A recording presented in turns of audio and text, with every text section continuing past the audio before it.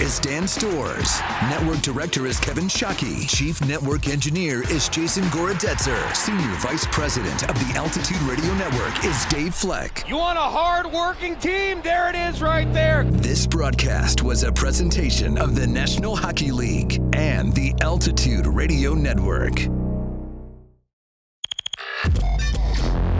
Colorado Avalanche postgame coverage continues now. This is a special edition of Between the Pipes, live from Ryan House at 14th and Market downtown. Let the dog eat! Brought to you by BetSafe Colorado, the exclusive club for passionate gamers and bettors across the state. Now, let's go Between the Pipes with Alex Ryan-Emmy and Mark Springer on Altitude Sports Radio 92.5. Has an open net. He's going to skate it in. No, he's not. Cale Makar got there. Stolen away by Drouin. Nathan MacKinnon, 4 seconds to go. Can he do it? 3 seconds, 2 seconds. MacKinnon at the horn. Save made by Samsonov.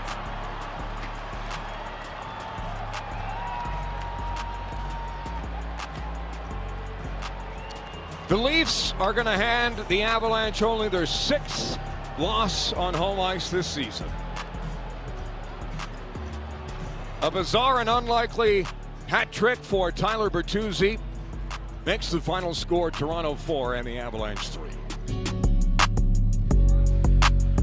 You heard the call right here on Altitude Sports Radio 92.5. The Avs fall at home by a score of 4-3 in regulation to the Toronto Maple Leafs. A late delay of game penalty against Mikko Rantanen proves costly as a Toronto power play, which is scorching red hot coming into the building, goes 2 for 2 this evening. They score late. Tyler Bertuzzi with a hat trick tonight on his birthday, the first Toronto Maple Leaf to ever record 3 goals on his birthday. Gets the game winner there. 4-3 is your final from Ball Arena. Welcome into Between the Pipes here on Altitude Sports Radio 92.5. We are live at Ryan House off of 1415 Market Street between 14th and 15th.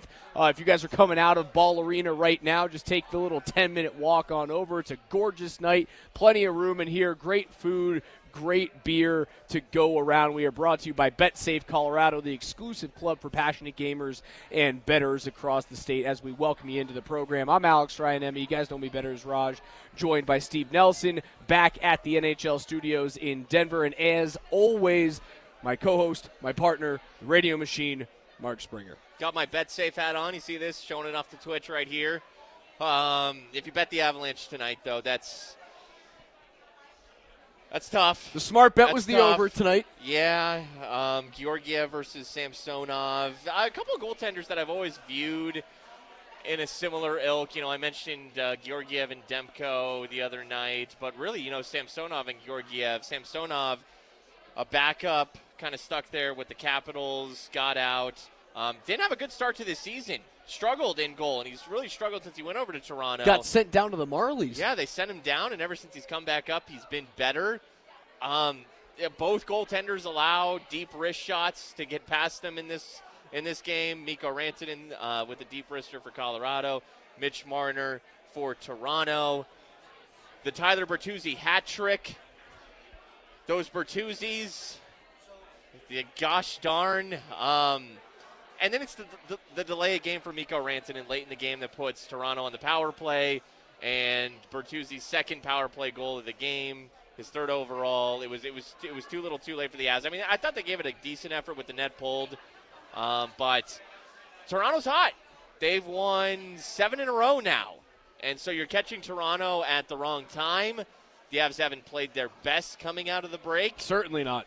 But, you know, this was a 3-3 game going down the stretch. Listen, Jared Bednar said it in his post-game presser. The referees allowed both of these teams to play their game. Just 2 penalties against for the Avs. It was the Ross Colton play in which Bednar said, listen, he thought he could have played the puck there, decides to go shoulder on chest when Bertuzzi didn't actually have the puck, and getting called for interference, and a power play that was clipping at 54% over their last 10 games comes in and goes 2 for 2. You can't allow that power play unit to go onto the ice multiple times in a game, but most of all, on a play in which Mikko Rantanen was better than he has been in most recent games. I thought he was engaged, obviously scores tonight, but I thought he was moving his feet, gives that beautiful little indirect pass to Nathan MacKinnon to have the secondary assist on Andrew Cogliano's goal that puts the Avs up 2-0 early.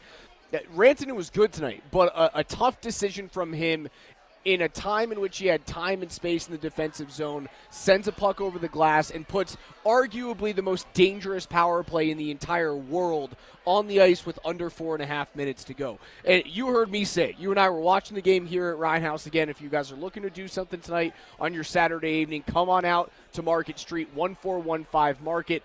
Hang out with us at Ryan House and our friends at BetSafe. When we were watching this game, I went, that's it. That's it. You cannot put a power play that is buzzing this hard on the ice that late in the game. And unfortunately, a tough decision or a tough bounce, whatever you want to call it, it puts the Avs down. They get scored on. Inevitably, a beautiful behind the net, behind the back pass from William Nylander finds Bertuzzi in the middle of the ice, and that's all she wrote. Weird game, rare game in this respect that there were only 3 penalties called in this game, 2 Maple Leafs power plays, 1 Avalanche power play early in the game. The Avs went on the power play for a delay game by the Maple Leafs, and it's 3 for 3 across the board. The Leafs go 2 for 2 on the power play. The Avs go 1 for 1 on the power play, and it was in the first 2 minutes of this game that the Avs get that power play, but it was good that they got that goal because they were 2 of their last 29 on the power play, so now 3 out of their last 30 after tonight on the power play. Still not great, but good to go 1 of 1 tonight. Very odd, though. Very odd that only 3 penalties are called, and on all 3 power plays, we had goals. Very odd. I didn't expect a penalty to be called for the remainder of the game. Again, the referees allowed this hockey game to be played up and down the ice. They let a lot of hooks and holds that typically go around this time in the calendar year, right? Like you're around games 50 to 65, and you're still looking at power play. They haven't really tamped down those penalty calls to get ready for the postseason just yet. But one that doesn't come down to a judgment call from a referee is sending the puck out of Yeah, the that's black and white. Black and white.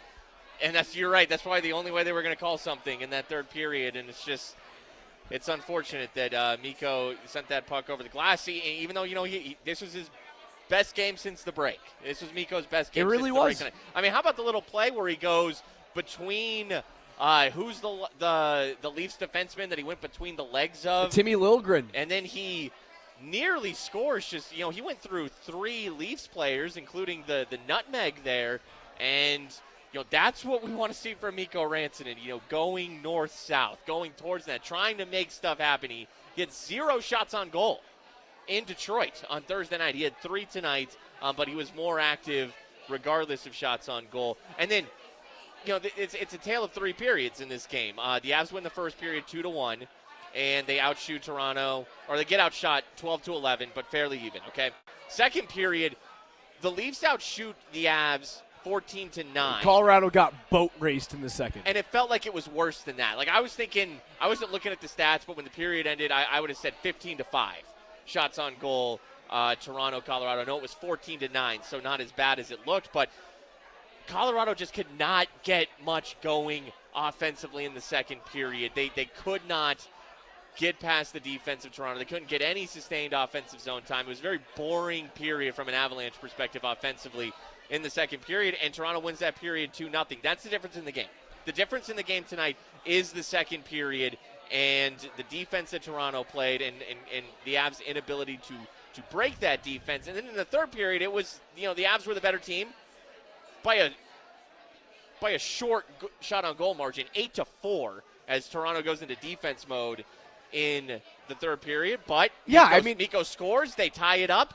I think they rue that second period. The second period, they could not overcome the lack of offensive zone time that they were that they created for themselves in the second. And therein lies the problem with the Avs season thus far. The reason why you are third place in the Central Division, and Dallas currently has a lead right now in their game. They're expected to win tonight to extend their lead in the Central Division.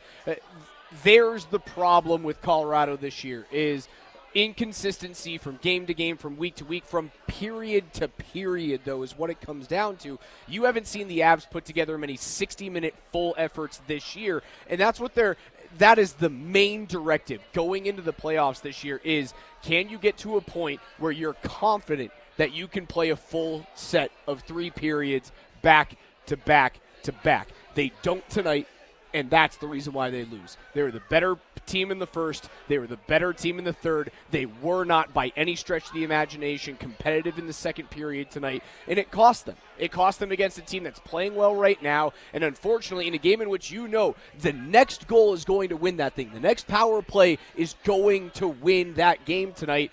You have a delay of game penalty with under 5 minutes to go. It's an inexcusable mistake there, and the Avs lose. This is one that you need to have a point. You're going into another extremely difficult game on Tuesday evening against Dallas, a game in which it's 2 points against Dallas, and you got to get that in regulation. You needed points tonight. You did. They were able to tie it at 3 in the third period and look a little more dangerous offensively in the third period, and what Jared Bednar did was he put Artturi Lehkonen back with McKinnon and Rantanen in the third period, moved Drouin down to what I suppose we can call the third line of Zach Parise and Ryan Johansson. So Jonathan Drouin in the third period primarily played with Johansson and Parise, and then you had the second line, which apparently is going to stay together until Valeri Nichushkin gets back, regardless of what the Avs' second line center situation is. And I don't even think it matters. I think the second line of this team right now is the Roaring 20s line. It's not the third line. It is officially the second line. So I did find it odd,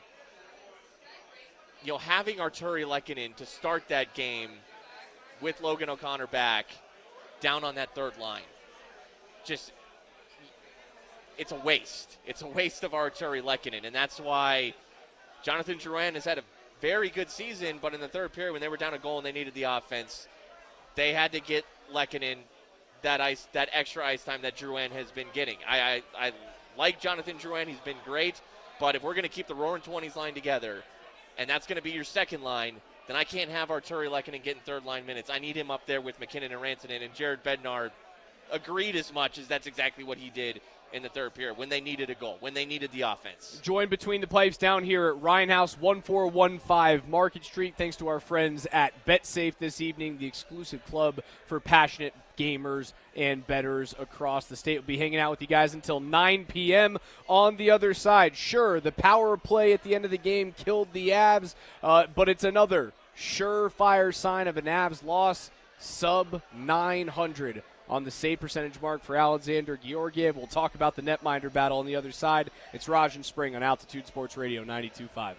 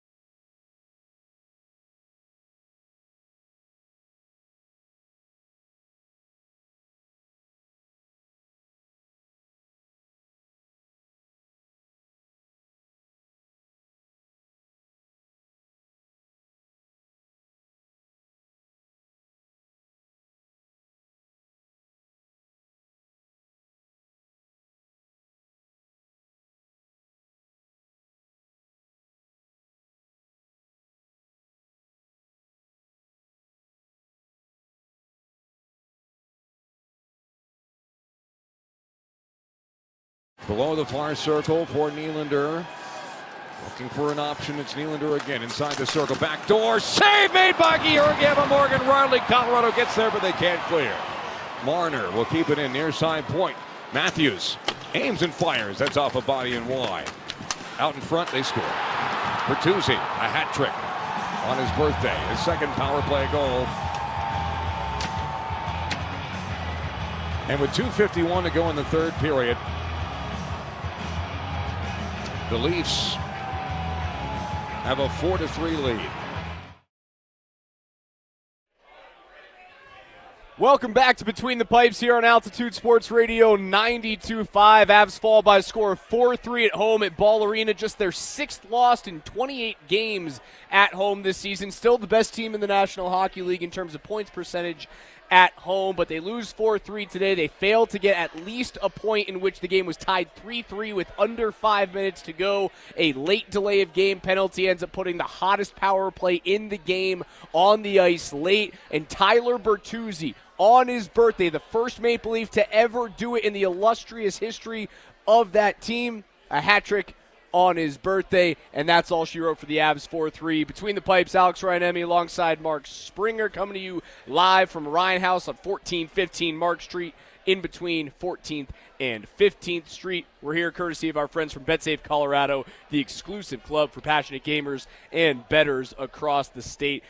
Spring, 3-3 hockey game late. Toronto's on fire coming out of the All-Star break. Colorado's trying to find their ground after only getting 3 of a possible 12 points on a season-long 6-game road trip. You think they've got it back after getting up 2-0 early in this game, a bad second period, a late power play. Do you feel better about them as of right now, or is it still more of the same? Well, it was a 3-3 game going down the stretch. You know, I don't think the Avs played their best once again. I don't think we've seen that out of the break yet. We have not seen the Avs hit the level that they were playing at before the break, because they were pretty hot. They were real hot going into the All-Star break. Now, that being said, they had a stretch or two, you know, in the first half of the season where they didn't look so great, and what we've seen out of the break is akin to that. That top level that we saw a fair amount before the break, we have not seen that yet. We have not seen that yet coming out of the break. You know, Tyler Bertuzzi getting that hat trick tonight. He came into tonight with 7 goals. He's a guy who they signed to a 1-year, $5.5 million deal, and he plays on their second line. And when you're committing $5.5 million to a good player, 28 years old in the prime of his career, and he only had 7 goals, like Logan O'Connor is almost doubling the goal total of Tyler Bertuzzi. And I think coming into this season, you know, if you're asking anybody who'd you rather have, OC or Bertuzzi, no offense, OC, most people are taking Bertuzzi. So he needed that. They needed that. That'll get him to 10 goals now on the season. Now, the 2 power play goals for Bertuzzi, fine, whatever. Those were what they were, and that Leafs power play is very good.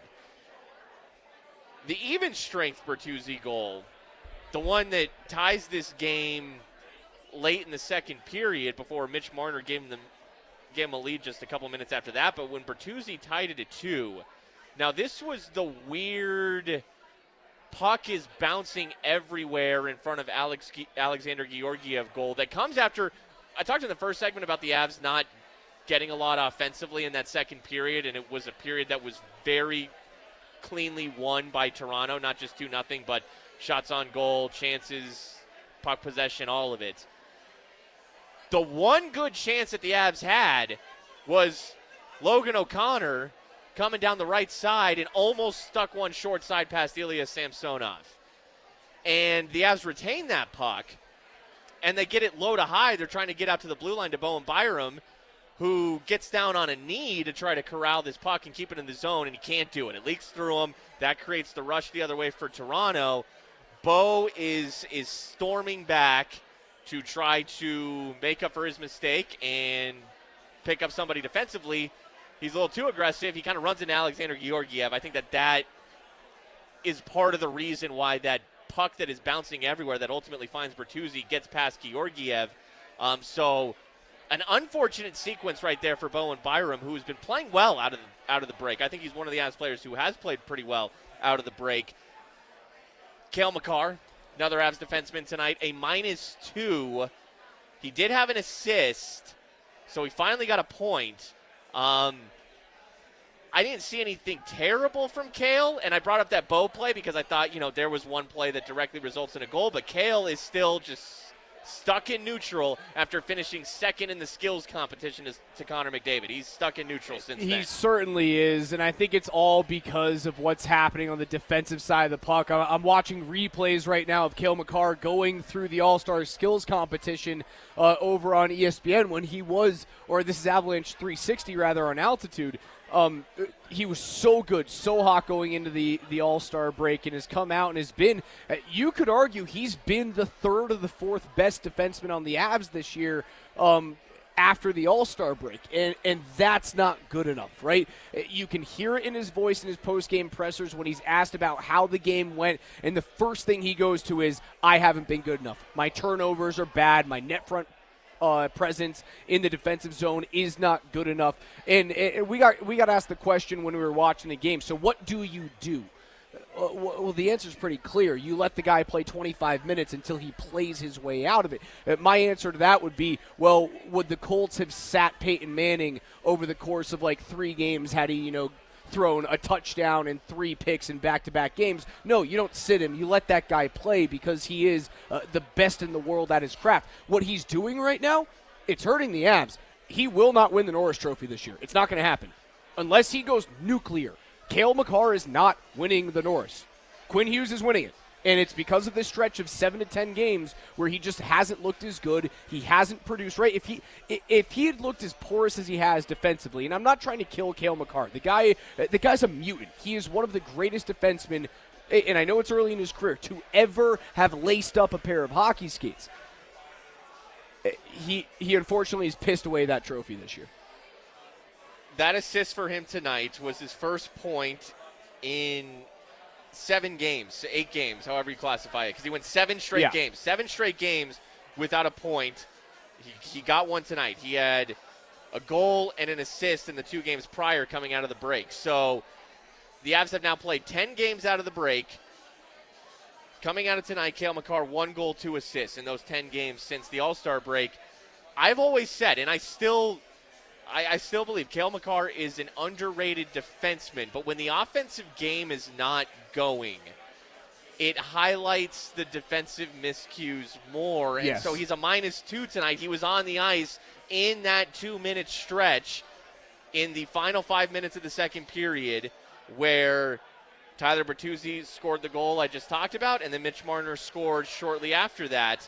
Cale was a defenseman on the Marner goal where, say what you want, but there were some bodies in front of Georgiev. I still think Georgiev had vision on that Marner puck, but if Cale's one of the defensemen out there, you got to clear some dudes out. You want to eat that puck. But he is not a player though who is built on his defense. Even though he's a good defenseman, he is a defenseman who is built on his offense. Right. He was net front on the goal. Again, that is a Georgiev must-have goal, right? The one that goes in from Marner is one that it does not get tipped. It comes from the 5 feet inside the defensive blue line. You must make that save as an all-star NHL goaltender. I could argue that while it's a beautiful pass from William Nylander behind the net, Georgiev left his short side post too early. When you're supposed to leave that short side post is when the puck crosses over that halfway mark. If you were to have an imaginary line cutting the ice in half, right? 200 by 80 feet. If it cuts it in half by 40 feet and you have a line from end to end, when that puck goes across behind the net, that's when you leave short side post. You go reverse H to your strong side post as Nylander cuts in. He leaves too early. Yeah. It's a great pass, but I would put that on the goaltender as well. Cale is net front, glove side on the second Bertuzzi goal, like that crazy bounce that you talked about Bowen Byram. You would hope that he'd be able to clear a puck out there.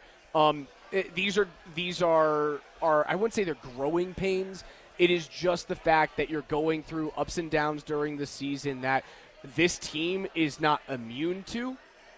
and the best players in the world, outside of, I could argue, Nathan McKinnon right now because he hasn't had a stretch of bad games, most players in the world are not immune to having bad stretches. I mean, I would ask, is he still banged up? Because we know we know he was banged up in the first half of the season, that he was playing through at least one even minor injury. There was something he was playing through in the first half of the season, but okay, he participated in All-Star Weekend.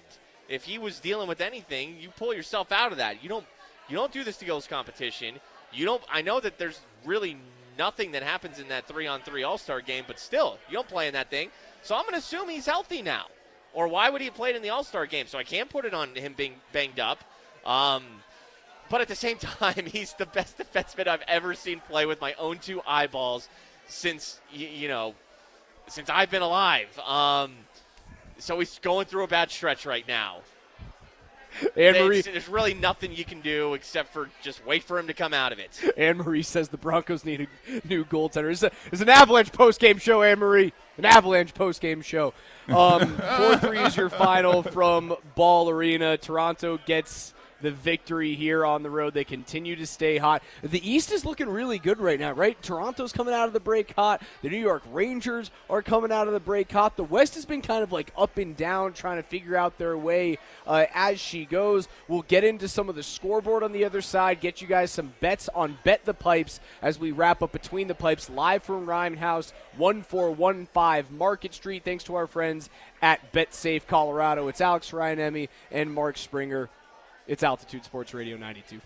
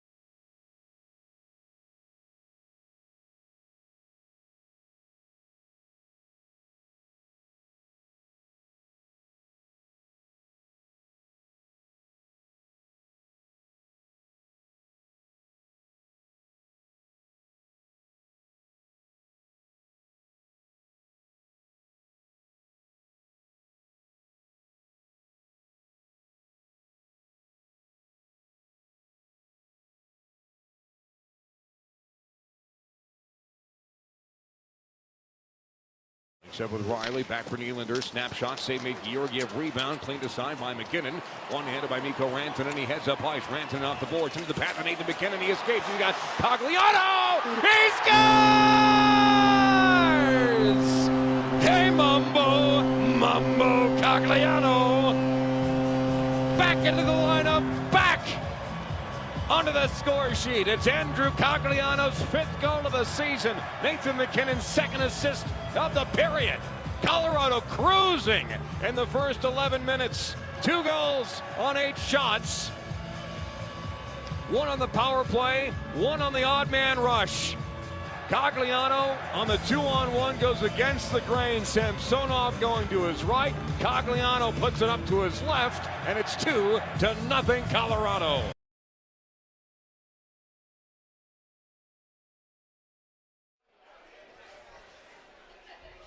Started off great for the Avs, 2-0 lead early on at home at Ball Arena against the Toronto Maple Leafs, but unfortunately, score goes by the wayside. 4-3 is your final in regulation. Tyler Bertuzzi, his 10th of the year, 3rd of the game, assisted beautifully by William Nylander and Austin Matthews. Gorgeous pass from behind the net on the power play, finds the honey hole. 4-3 is your final. That goal being scored 2 minutes and 51 seconds remaining in regulation. Avs had a furious comeback there with the netminder pulled, but no real grade A opportunities. This was just the story of you had a bad decision late, it cost you, you didn't have enough time to make up for it. That Andrew Cogliano finish. It was gorgeous against the grain. Yeah, and you know, it's Mikko setting up Nate in the neutral zone. Nice little off the boards shuffle pass from Mikko Rantanen, and then McKinnon into the zone on the right side, and he stops on a dime, and he waits an extra half second with his move, with his stop, hoping that extra half second gives his line mate a chance to get into the center slot area. Turns out it was Andrew Cogliano coming onto the ice in that moment to join Mikko and Nate. It wasn't Drouin, it wasn't Lehkonen, it was Andrew Cogliano. And, you know, Nate put that puck where it needed to be for whoever was going to be there to accept it for the one-time little snapshot. And Cogliano, beautiful reception and quick one-time finish. I believe it was top shelf far side, but, you know, McKinnon loves that. McKinnon, when he knows he has set you up perfectly, and then you can finish for him. Look, Andrew Cogliano, that's a hockey player right there. He's had a long career. He can finish opportunities like that. I say that because a lot of guys can't. There's a lot of fourth liners in this league, third, fourth liners who wouldn't have been able to do what Andrew Cogliano did in that moment. That's how you earn.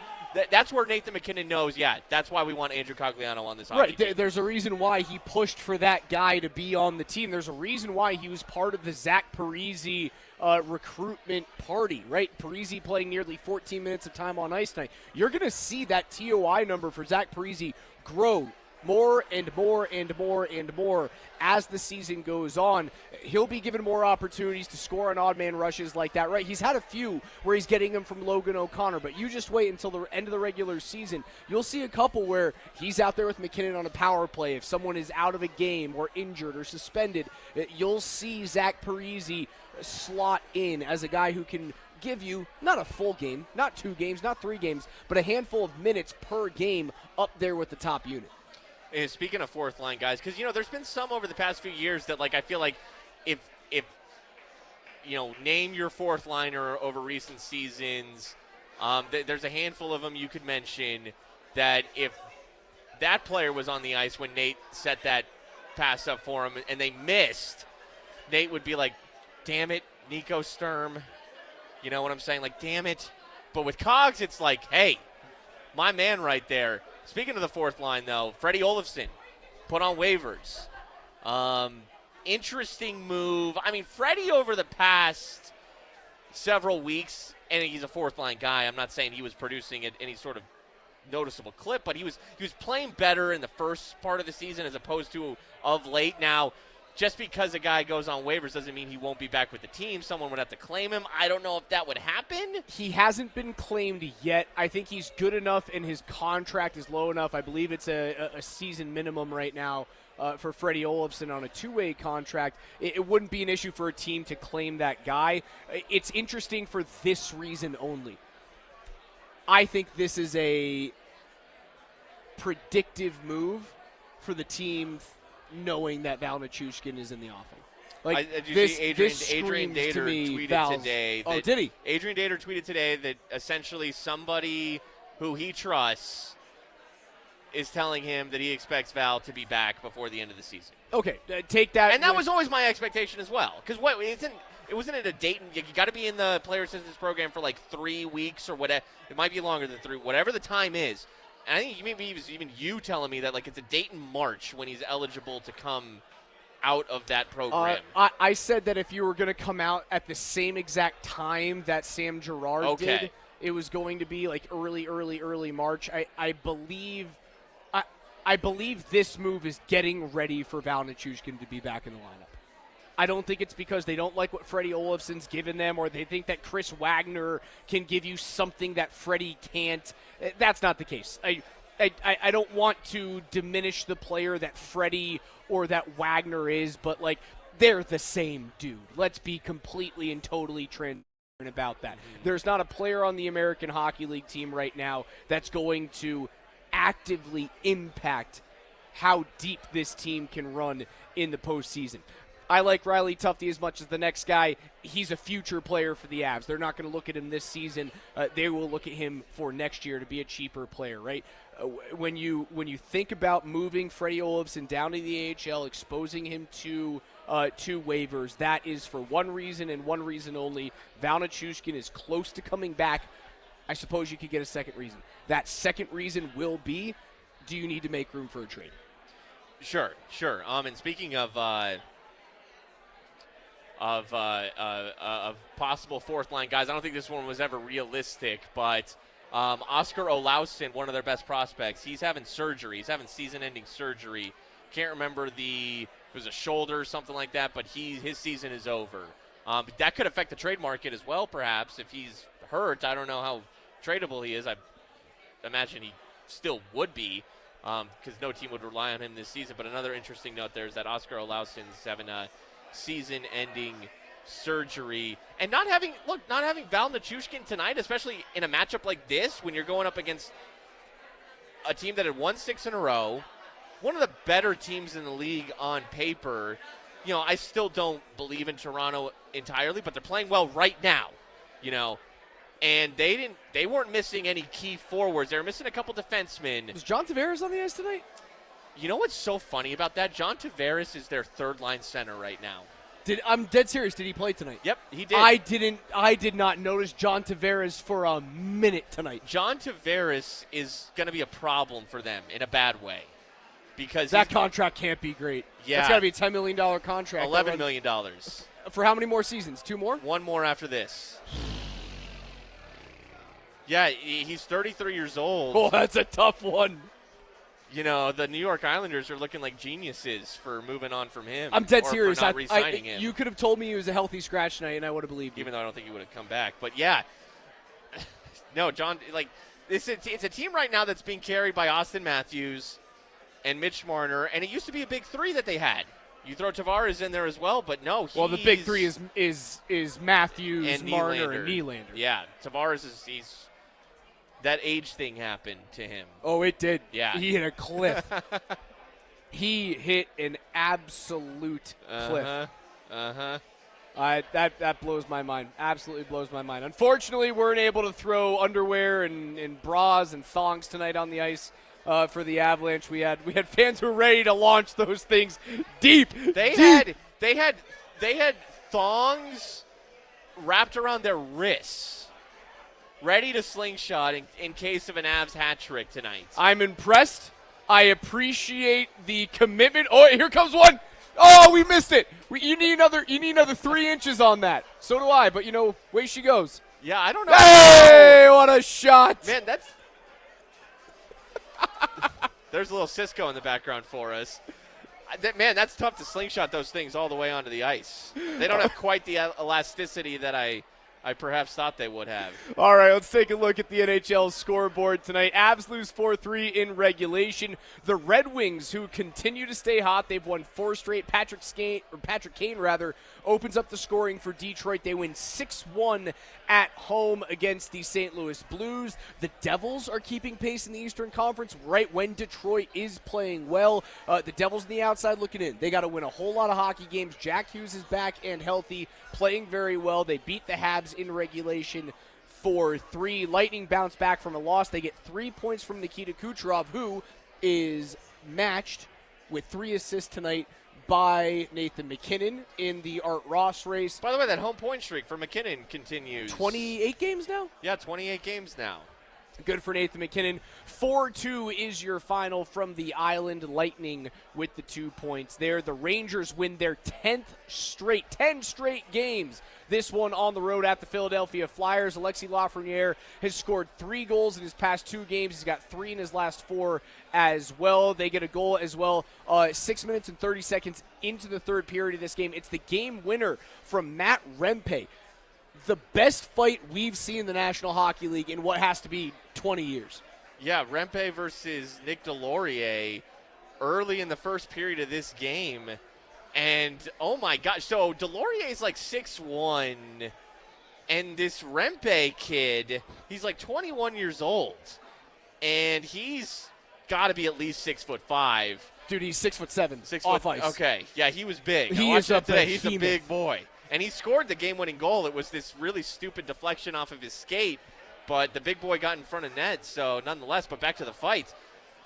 Yeah, I mean, they traded right hands for a good minute, and a lot of those were connecting. Like, those are 2 tough human beings right there. What a fight. 2-1's the final out there by the way, Philadelphia. did you see from Peter Baugh, who's been covering the Rangers for a few months now, he tweeted out, Matt Rempe's career ice time, 9 minutes, 56 seconds. Matt Rempe, career penalty minutes, 27. I love that. He's already been kicked out of a game, and he's only had like 4 NHL starts. And then he got the game-winning goal as well.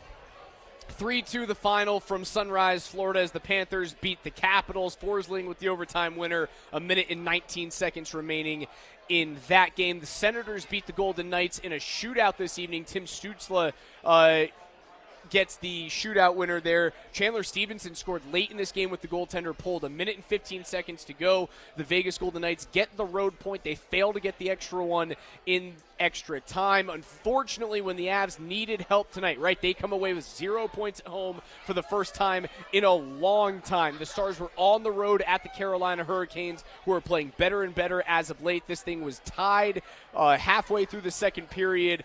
Johnston scores his 19th of the year, and that's the final there. It ends 2-1 in Carolina. The Stars, on just 16 shots on goal, win that game in regulation. That's a playoff-style bout there. What a gross game. Disgusting hockey game. Dude, 22 shots on goal for Carolina, 16 for Dallas. Dallas wins 2-1. Gross. In Carolina, they do that.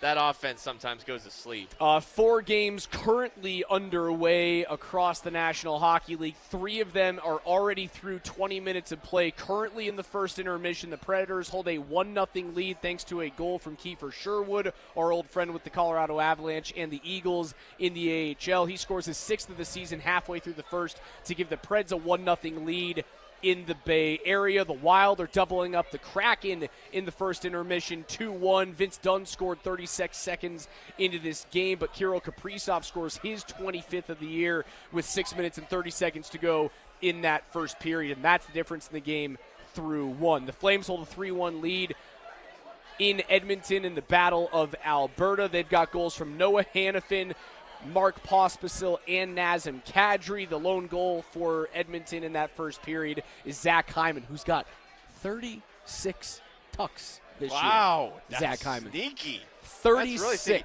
Look, those are your Stanley Cup favorites right there, the Edmonton Oilers. And after 1 period of play, they trail at home 3-1 to the Calgary Flames. Those are your Stanley Cup favorites right there. The Anaheim Ducks, thanks to a Silverberg goal, his 6th of the season, 9 minutes and 33 seconds into the first period of play, hold a 1-0 lead at Crypto.com Arena in Los Angeles. And that is your NHL scoreboard update here on Between the Pipes. Let's switch it over to Bet the Pipes as we give you guys some winners going on tomorrow. 7 games across the National Hockey League, starting as early as 11 a.m. Mountain and as late as 6 p.m. Mountain. We've got the Lightning visiting the Devils. Lightning on the second leg of a back-to-back. So are those New Jersey Devils. Flyers will visit the Pittsburgh Penguins. The Sabres are hosting the Hurricanes. Blue Jackets will see the Rangers trying to snap their 10-game winning streak. Rangers are minus 198 favorites on the road there. The Red Wings are on the road at the Blackhawks. Blackhawks just 15 wins this season, a lowly 34 points on the year. And then the Jets host the Arizona Coyotes at 4 p.m. Mountain. The late game, the Ducks hosting the Predators at 6. Spring, any games we love right here. 7 games across the slate from 11 to 6 Mountain. Yeah, as I look at your scoreboard on your laptop here, because my laptop just died, but I did see this total when I was looking at the app, and I got Zoom up there, so I can't look at it right now, a few minutes ago. I'm going to go with the over 6 goals. This line is at 6 goals. I'm going to go over 6 goals in Red Wings Blackhawks. Tomorrow night, 4 p.m., this game will be on NHL Network. I know Chicago is 15-39-4, but Connor Bedard has been out for so many of those with his broken jaw. Now he's back. And for Detroit, they played today. They beat the St. Louis Blues real solid. 6-1, I believe, was the final. And that should make you feel a little better about the game that Colorado played in Detroit on Thursday night. Look, Detroit's playing well right now.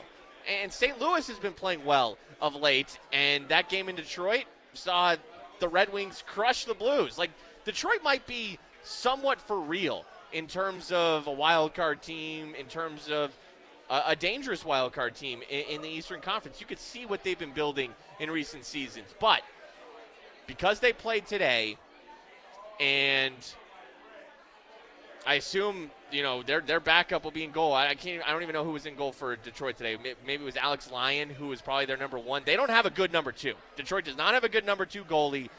So I think goals will be scored with some tired Red Wings legs tomorrow night in Chicago. Give me over 6 goals. Over 6 goals in that Chicago-Detroit game. I've got one pick tomorrow. I like the Devils on the money line 3-way. That gets you to plus 103 on certain books. I've seen it up to plus 110 today. They're minus 122 on the money line overall, but I want to take them 3-way to get you guys some plus money. The Devils are pushing hard, and they know that they have to catch that team that's going to score a lot of goals tomorrow in the Detroit Red Wings. You got to win hockey games.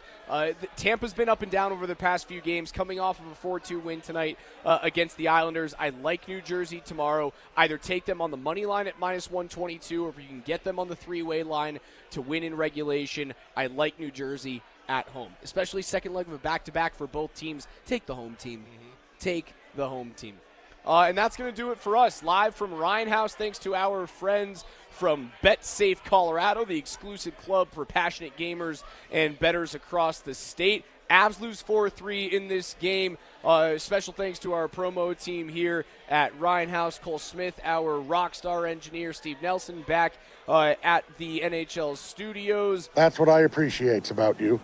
I love you too, brother. Mark Springer, Alex Ryan M. If you guys are still looking to do something tonight, it's still early, just 9 p.m. Come on out to Ryan House.